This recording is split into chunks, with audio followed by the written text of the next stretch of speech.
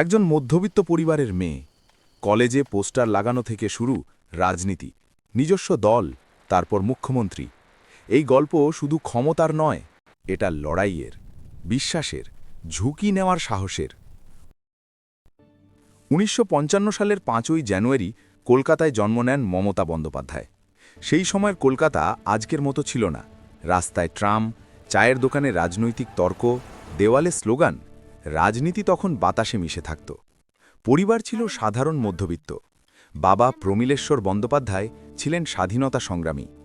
ছোটবেলা থেকেই বাড়িতে আলোচনা হতো দেশভাগ, স্বাধীনতা, অন্যায়, সংগ্রাম। মমতা বন্দ্যোপাধ্যায় বসে সব শুনত, সব বুঝত না, কিন্তু মনে রাখত। বাবার অকাল মৃত্যু পরিবারকে নড়িয়ে দেয়। সংসারের চাপ, সংগ্রাম, খুব অল্প বয়সেই দায়িত্বের স্বাদ পান। এই সময়টাই তার চরিত্রের ভিত গড়ে দেয়।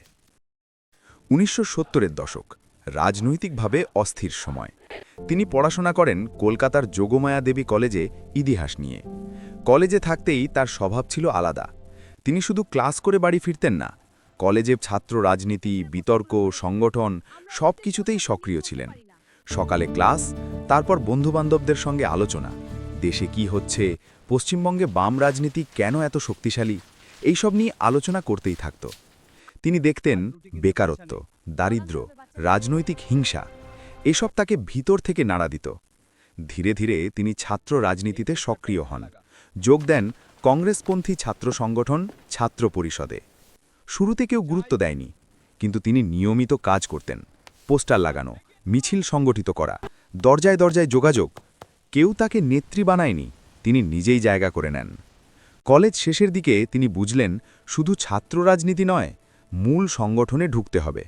তিনি স্থানীয় কংগ্রেস নেতাদের সঙ্গে যোগাযোগ করেন, ছোট সভায় দাঁড়িয়ে কথা বলতে শুরু করেন। ধীরে ধীরে সংগঠনের দায়িত্ব বাড়ে।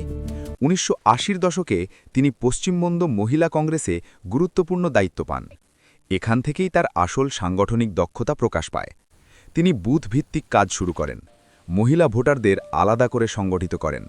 সকাল থেকে এলাকা ঘোরা, বাড়ি বাড়ি যোগাযোগ, ছোট সভা, নিজে হাতে পোস্টার লাগানো, কর্মীদের মোটিভেট করা। এই সময়টা ছিল তার গ্রাউন্ড বিল্ডিং ফেজ। ১৯৮৪ সালের লোকসভা নির্বাচন, যাদবপুর কেন্দ্র থেকে তাকে প্রার্থী করা হয়। প্রতিপক্ষ ছিলেন সোমনাথ চ্যাটার্জি, সিপিআইএমের অত্যন্ত শক্তিশালী নেতা।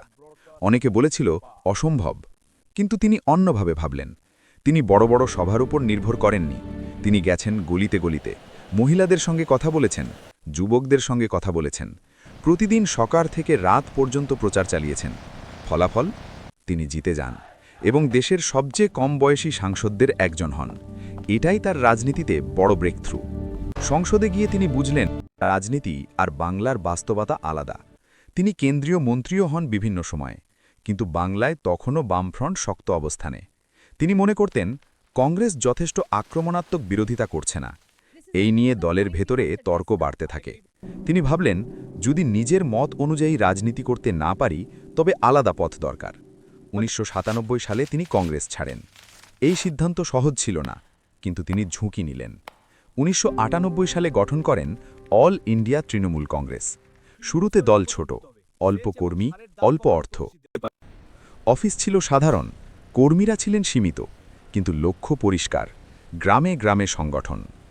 ২০০৬ থেকে ২০০৮ সিঙ্গুরে সরকার শিল্প কারখানা বসাতে চাইল। তার জন্য কৃষকদের জমি নেওয়া হচ্ছিল। অনেক কৃষক বললেন আমরা জমি দিতে চাই না। এই নিয়ে প্রতিবাদ শুরু হলো। একইভাবে নন্দীগ্রামেও জমি নিয়ে মানুষের মধ্যে ভয় আর রাগ তৈরি হলো। এই সময় মমতা বন্দ্যোপাধ্যায় নিজে মাঠে নামলেন, রাস্তায় বসে ধর্ণা দিয়েছেন, আহত মানুষদের পাশে দাঁড়িয়েছেন। টিভিতে, সংবাদপত্রে সব জায়গায় তার ছবি দেখা যেতে লাগল। মানুষ ভাবতে শুরু করল এই নেত্রী আমাদের কথা বলছে। এই সময় থেকেই তার প্রতি মানুষের ভরসা বেড়ে গেল। মানুষ বলতে শুরু করে উনি লড়াই করতে জানেন, উনি ভয় পান না, উনি মানুষের পাশে দাঁড়ান। গ্রামের অনেক মানুষ তার দলে ভরসা রাখতে শুরু করে। ২০১১ সালে বিধানসভা নির্বাচন, ৩৪ বছরের বাম শাসনের অবসান, তৃণমূল কংগ্রেস ক্ষমতায় আসে। তিনি পশ্চিমবঙ্গের মুখ্যমন্ত্রী হন। এটা শুধু রাজনৈতিক জয় ছিল না, এটা দীর্ঘ সংগ্রামের ফল।